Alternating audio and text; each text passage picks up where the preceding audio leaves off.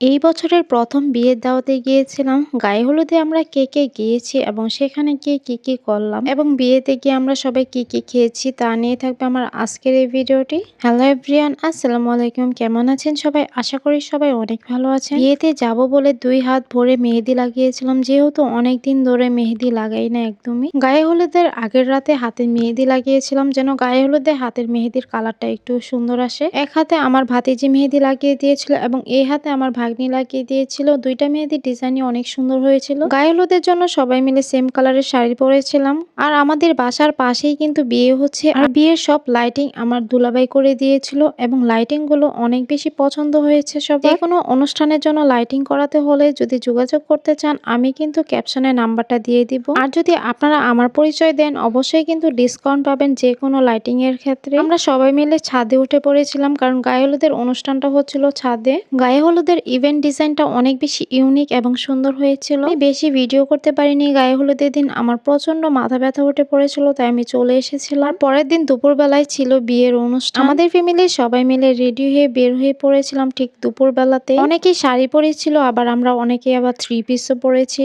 আর ছেলেরা তো যে কোনো একটা ড্রেস পরলেই হলো। আর আমার সকল ভিডিওগুলো কিন্তু আমার দুলাভাই করে দিয়েছিল। তারপর সবাই মিলে অপেক্ষা করছিলাম রিক্সার জন্য। সবাই আলাদা আলাদা করে রিক্সা নিয়ে চলে যাচ্ছিলাম সেন্টারে, কারণ আজকের আয়োজনটাই ছিল সেন্টারে আর আমাদের বাসা থেকেও একটু কাছেই ছিল। এতে এসে আমার বেস্ট ফ্রেন্ডের সাথে দেখা হয়ে যায়, কিন্তু তার আব্বু অসুস্থ থাকায় তার সাথে কোনো ভিডিও করতে পারিনি, সে খাওয়া দাওয়া করে চলে গিয়েছিল। এইদিকে আমার দুলাভাই আমাকে খাবারগুলো বেড়ে বেড়ে দিচ্ছিল।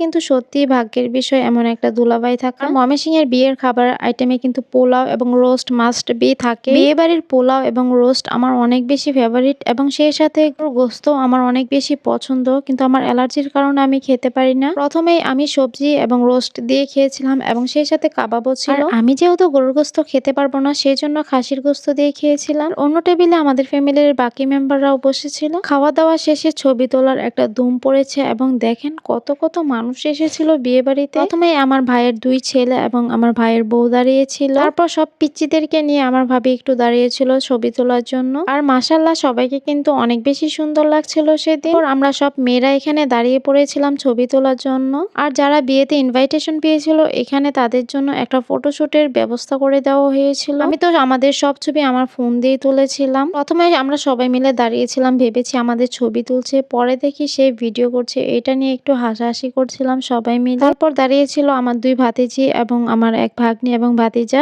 ছবি তোলা শেষে আমরা 2 বোন দাঁড়িয়েছিলাম আমার বড় ভাতিজাকে নিয়ে ছবি তোলার জন্য, একটু মজাও নিচ্ছিলাম তার সাথে। তারপর আমার বড় বোনের সাথে দাঁড়িয়েছিলাম ছবি তোলার জন্য। দেখা যায় যে ভাই বোনের সাথে ছবি কিন্তু অনেক কমই তোলা হয়। আর এখানে আমার বোনের এবং তার হাজবেন্ডের সাথে অনেক সুন্দর একটা ভিডিও করে দিয়েছিলাম আমি। যেহেতু আমার বোন একটা লাল বেনারসি পরেছিল, তাকে একটু বউ বউ টাইপ লাগছিল, তাই এই ভিডিওটা আমি করে দিয়েছিলাম। মাশাআল্লাহ ভিডিওটা অনেক বেশি সুন্দর হয়েছিল। বিয়ের স্টেজটা আমি ভিডিও করতে ভুলে গিয়েছিলাম। বিয়ের স্টেজটা অনেক বেশি সুন্দর হয়েছিল। ছবি ভিডিও করা শেষে আমরা বাহিরে বের হয়ে পড়েছিলাম। আর বাহিরে তারা দুজন মিলে কি পরিমাণ ঝগড়াঝাটি করছিল এবং একটু পরেই তারা আবার একজন আরেকজনকে ফুল দিয়ে দিচ্ছিল। তারপর আমার দুলাভাই এখানে প্ল্যান করছিল আমাদেরকে নিয়ে ঘুরতে যাবে। তো নেক্সট ভিডিওতে আমি আপলোড করব আমরা সবাই মিলে বিয়ে বাড়ি শেষে কোথায় ঘুরতে গিয়েছিলাম। খুব শীঘ্রই নতুন ভিডিও আপলোড করব। আজকে এই পর্যন্তই, ভালো থাকবেন, খোদা হাফেজ।